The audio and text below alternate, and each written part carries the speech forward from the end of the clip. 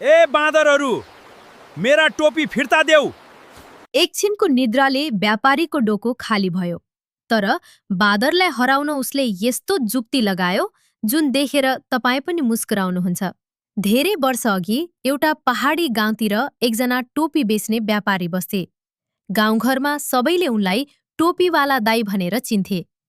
उनी बिहान सबेरै डोकोभरि टोपी बोकेर गाउँ गाउँ घुम्ने गर्थे। एक दिन उनी अर्को गाउँतिर जाँदै थिए। बाटोभरि उकालो ओह्रालो जङ्गल र खोल्साहरू थिए।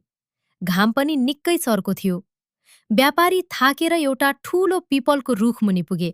हत्तेरिका, आज त घामले हैरान पार्यो। अलिकति सुतेर जानु पर्ला। उनले डोको भुइँमा राखे र रुखको छारीमा पल्टिए।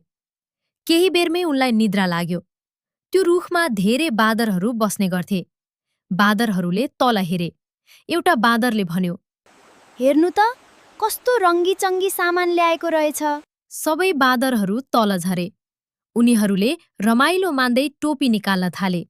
कसैले रातो लगायो, कसैले हरियो, कसैले नीलो। हेर्दा हेर्दै सबै बाँदरहरूले टोपी लगाइसके। केही समयपछि व्यापारी बिउजिए। डोको हेर्दा सबै टोपी गायब। उनी आत्तिए। है भगवान, मेरा टोपी कहाँ गए? यताउता खोज्न थाले। अचानक माथि हेरे र देखे सबै बाँदरहरू रुखको हाँगामा बसेर उनका टोपी लगाएर रमाइरहेका थिए। यदि टोपी फिर्ता आएन भने उनको ठूलो नोक्सान हुने थियो। ए बाँदरहरू, मेरा टोपी फिर्ता देऊ। उनी कराए, तर बाँदरहरूले पनि उनको नक्कल मात्र गरे। व्यापारी झन चिन्तित भए। बाँदरहरूले टोपी फिर्ता दिएनन्। अब व्यापारीले के गर्लान्?